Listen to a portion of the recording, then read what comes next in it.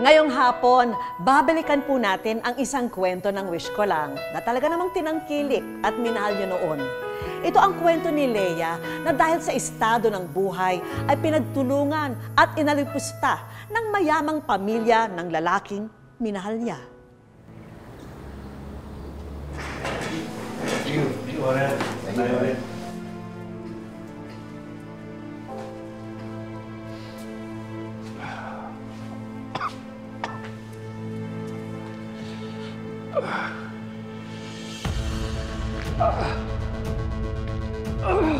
Sir, okay lang po kayo? Sir! Yung gamot ko. Ito po. Ito po.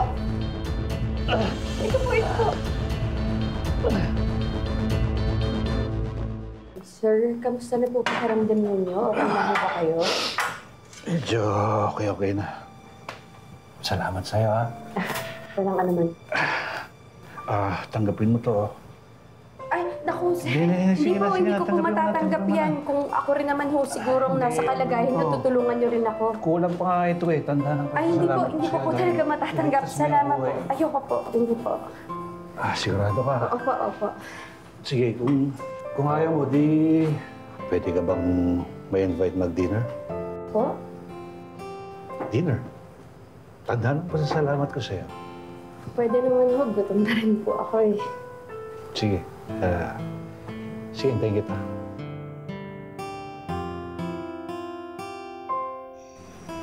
Ernesto, salamat nga pala ha. Parati mo na lang ako inaayang lumabas pagkatapos ng trabaho ko. Nahihiya na nga ako sa'yo eh.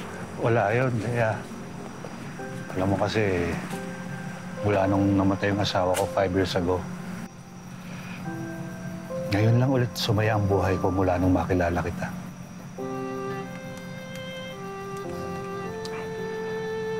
Total naman, matagal na tayong magkakilala. Gusto kong sabihin sa'yo na mahal kita.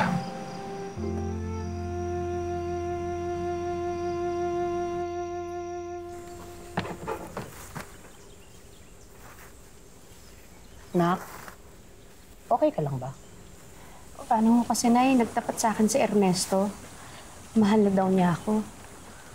Anak, umamin ka nga sa akin. Mahal mo na ba siya? Mahal. O yun naman pala eh. Bakit ka nalulungkot? Hindi ba dapat masaya ka? Hindi naman ho kami para sa isa't isa. Payaman siya, mahirap lang tayo. Anak, walang pinipiling estado ang pag-ibig.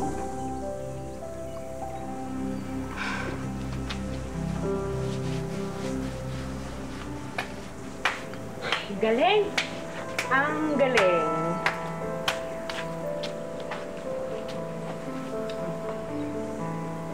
Ano? Paling Roxanne, baka naman po pwedeng habaan nyo ng konti yung palugit nyo sa amin kasi wala pa po talaga kaming ibabayad ngayon. Hindi ko na problema yon. Kung wala kayong pambayad, pues lumayas kayo. At meron ang uupa dito, eh lumayas na kayo! Bigyan niyo naman sa amin kahit ngayong araw lang. Parang awa niyo na ho. Talaga naman, no? Hindi ko kailangan ng pagmamakaawa. Kailangan ko pera! Ha? Pera! Wala po kami titira. Ano kayo may titiran? Ano pa kailangan? Kahit ngayong araw lang po. Ay, nako! Pakiusap pa kayo? Agad na pera, babayaran ka namin. Wala akong pakialam! Umalis na kayo rito! Umalis na kayo! Ano nangyayari dito? Eh, paano ito mag-inan to? Ayaw magbayad. Bakit? Magkano ba utang nila? Babayaran ko na. Ernesto, hindi mo kailangan gawin yan. Lea, ayokong nakikitang nahihirapan kayo ng ganito. Magkano? 10,000, bakit? Balik ko. 1,000 lang pala. Ayan. 30,000 yan, ha? Ayokong nakikita kitang nagmamalit ng ibang tao. Lalong-lalo na kala Lea. Pag binalikan mo sila,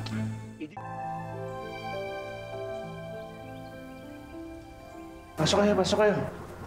Oh. Ang laki. Hindi naman ako. Ang ganda-ganda ng bahay. Salamat. Simula sa araw na to, dito na kayo titira. Ha?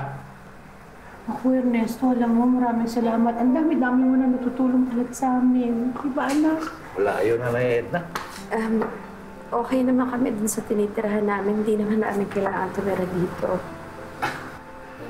Leia, dapat masanay ka na. Masanay na kayo na dito na kayo nakatira. Lalo pa ngayon, kakasal na tayo. Leia, will you marry me?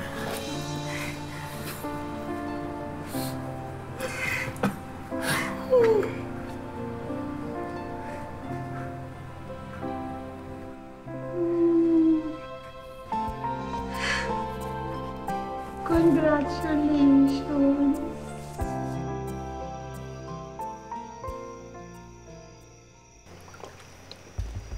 Kuya? Hoy! Nasaan si Kuya Ernesto? Kayo ho siguro yung kapatid ni Ernesto. Nice to meet you po. Oo, kami nga. Ako nga pala si Renato, siya naman si Bethany. Napakagandang katulong mo naman. Ano nga pala pangalan mo? Ako si Leia, hindi po ako Renato. Huwag kang nakikipag-usap sa ambisyosang katulong na to. Tawagin ko na lang ho si Ernesto. Hindi! Tabi!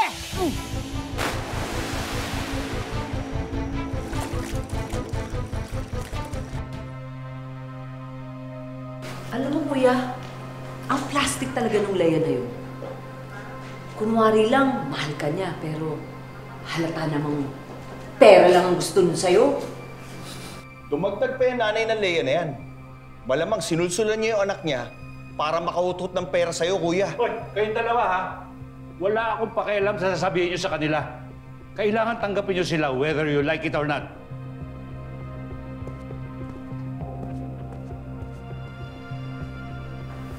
Ernesto, we have to do something. Dahil kapag nawala si Kuya, mahahati yung mana natin sa Leia na yan.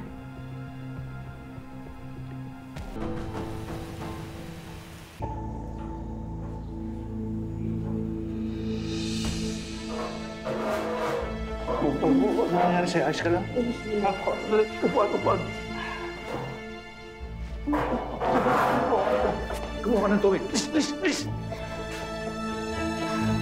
Ayos ka lang?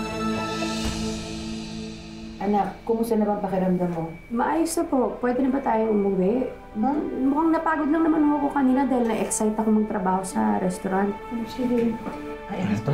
Dok, ano pong resulta? Everything is normal. Wala kayong dapat ipag-alala.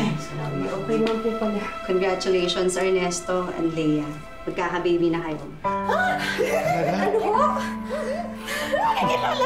Magiging tatay na ako. Salamat, Dok. Magiging tatay na ako, Leia. Magiging tatay na ako. Iwan niyo.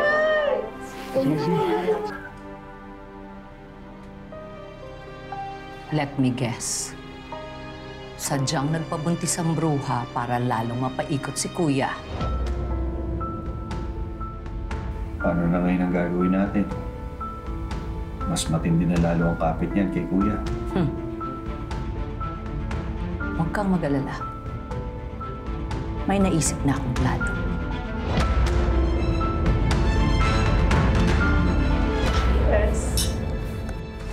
Bethany, Renato, nandito pala kayo. May dala akong luto ni Nanay. Tikman nyo, masarap ito. Oh, thank you. Nag-abala ka pa. Paano mauna na ako sa inyo, ha? Magkita na lang tayo dun sa celebration for the anniversary. Sandali lang, Leia. Napansin ko, wala na tayong stock ng chicken wings. Pwede pakicheck mo yung freezer? Kaka-check ko lang ng kagabi, ha? Madami ba? Naubos na ba? Marami tayong orders today. Pwede pakicheck?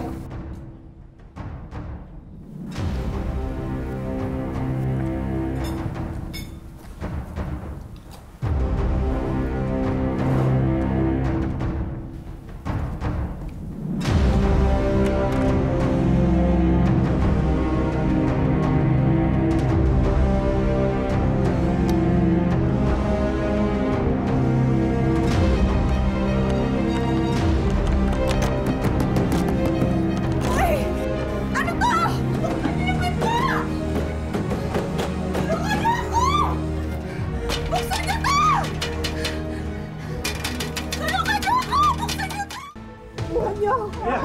Leia! Ernesto! Sandali.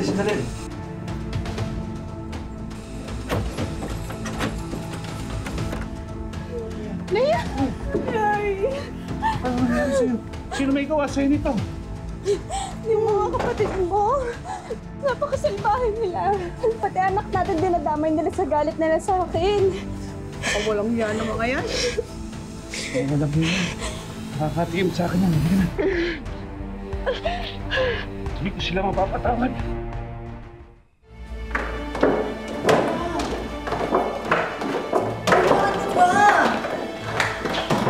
Basta kayo. Lumayas na kayo. Kuya, I'm so sorry. Lumayas na kayo sa pamamahay na to. Ayoko na makita yung pagmumukha niyo, pati sa restaurant. Kuya Yeah. naman. Kuya, hindi mo pwedeng gawin sa amin to. At bakit hindi? At yung ginawa niyo kay Leia at sa magiging anak namin, dapat talaga itakwil na kayo bilang mga kapatid. Sige na, malis na kayo. Kuya! Kuya! Kuya!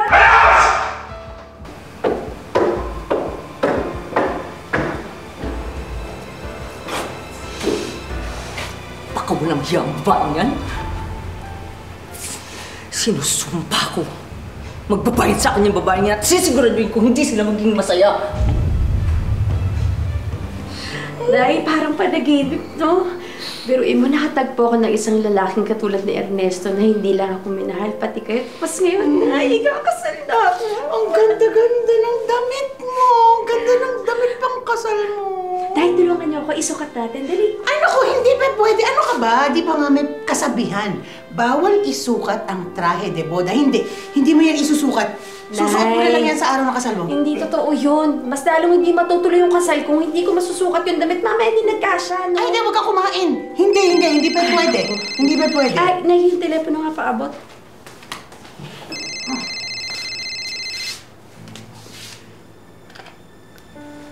Hello?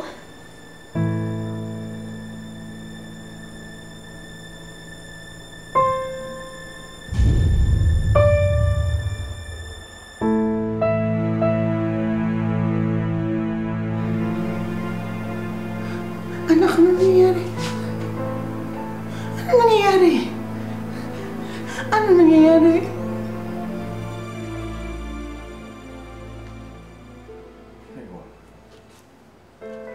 Anong ginagawa niyo dito?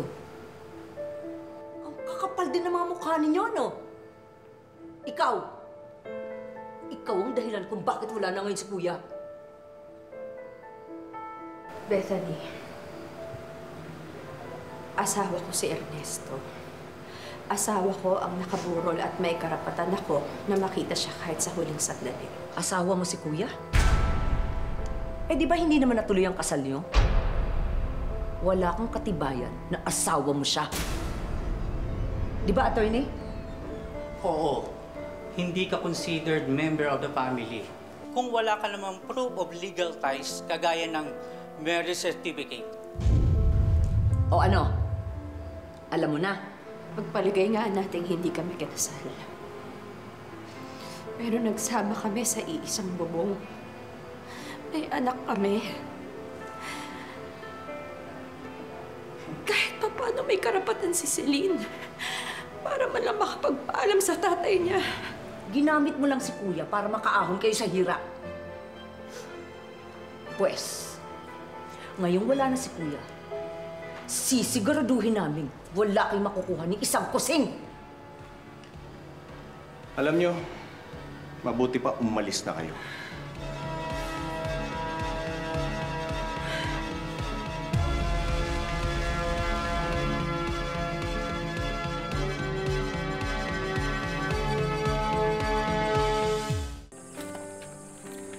Okay ka lang dyan, Nak. Nay? Nak! Nay, ako na po dyan. Tabi po, ako na po dyan, Nay. Hindi. Ikaw, mag-aral ka na lang na mabuti para makatulong ka sa amin. O, nakita mo naman ha, kung gaano kahirap ang ginagawa namin para mabuo ang tuition fee mo. Alam mo naman, wala tayong ibang maihinga ng tulong para sa pagpapaaral mo. Talaga po bang wala na po tayong ibang kamag-anak? Yung kay tatay po, meron man, naku, napakatagal na nun. Nakalimutan ko na kung sino sila. Tsaka kahit kailan, hindi naman tayo hingi ng tulong sa kanila. Hayaan niyo na po yun, Nay. Basta po ang mahalaga, kayong dalawa ni Lola, sapat na po sa akin. Hi mga madam! Here's your order po. Enjoy mga madam. Ay naku! Celine! Celine! Late ka na naman! Lagot ka kay Botik. Hindi ka pa naka-uniform. Ano ba yan? Sorry na. Alam mo naman kasi, di ba? Yung last professor ko kasi, ang tagal magpalabas, hindi naman ako makaalis agad. Kasi alam mo naman nang mine-maintain ako na grade, di ba? Na uno, para sa scholarship ko. Ikaw na matalino. Sige na. Alam mo, tara na. Papagalitan tayo. Alam ko, ang balita ko pa, pupunta dito yung may-ari ng restaurant. Oo, ito na. Ay, naku, Celine! Liquidin mo muna ito. Dali, baka makita ito ni Bob. Dali ako dyan. Ano akong kulang? Ako gusto ko ng boyfriend. Meron pa kami boyfriend.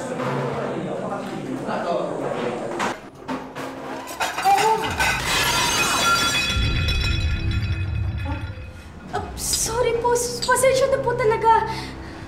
Sorry, po. pasensya? Hindi sapat yan. Hindi mo ba ako kilala? Ako ang may-ari ng restaurant na to. At dahil sa katangkan mo, tanggal ka na sa trabaho.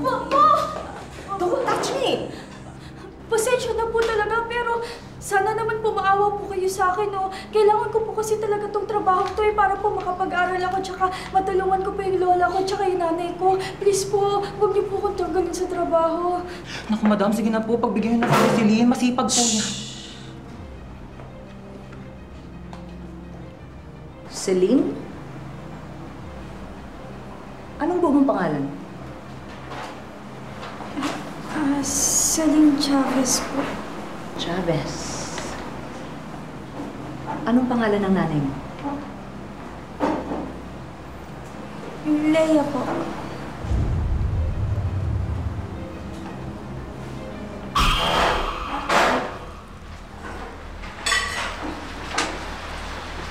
Celine, halika sandali.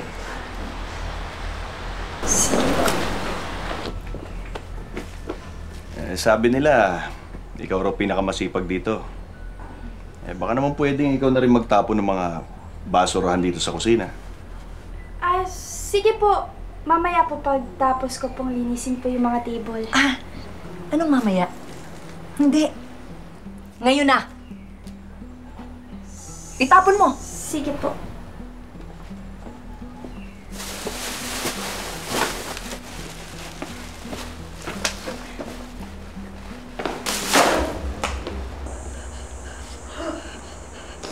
Oh my God!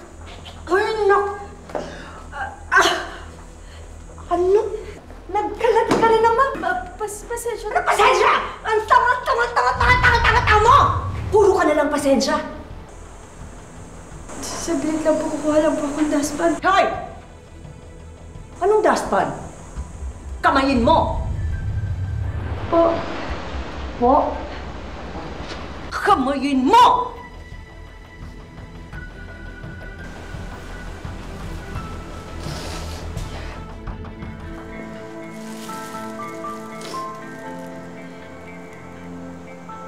Hindi ka aalis hanggat di mo natatapos linisin yung kinalat mo.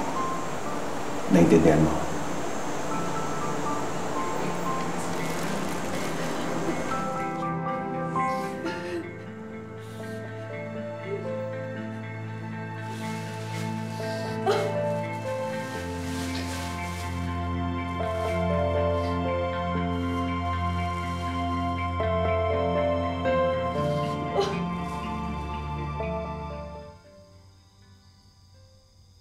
Ano ba naman yan si Celine? Di sumasagot sa tawag, tsaka sa text.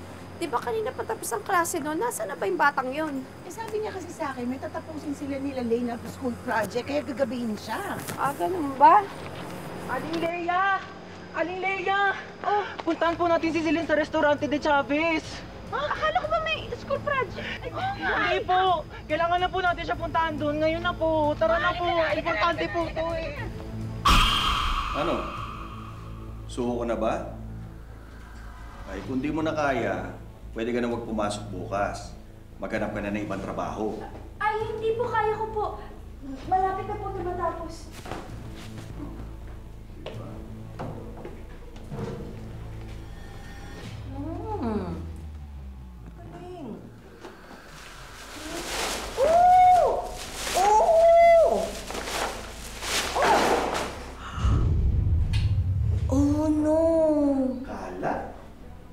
Magkalat ulit ako.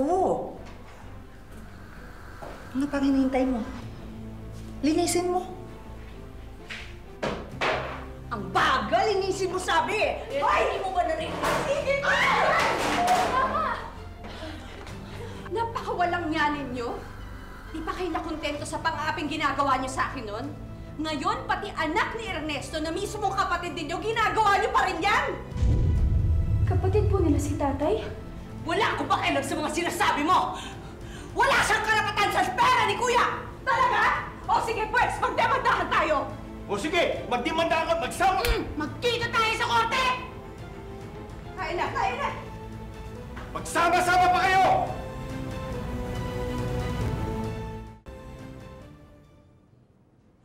Celine, pasensya ka na kung hindi ko nasabi ang tungkol sa mga kapatid ng tatay Ernesto mo. Nung namatay kasi ang tatay mo, itinakwil ka nila bilang anak. Tinaboy din tayo paalis ng mansyon. Hindi ko na rin alam kung anong gagawin ko noon. Mas pinili na lang namin ni nanay na lumayo. Pero, natatakot po kasi ako sa kung ano pong pwedeng gawin ni na Ma'am Bethany tsaka Sir Renato sa inyong dalawa. Tawarin mo ako, anak. Kung hindi ko na ipaglaban noon ang karapatan mo sa tatay mo. Nay, wala po kayong kailangan ihingi ng tawad. Kasi po, mahal na mahal ko po kayong dalawa ni Lola. At yung yaman po ni tatay, wala naman po yun kasi ang mahalaga po, kapiling ko po kayong dalawa.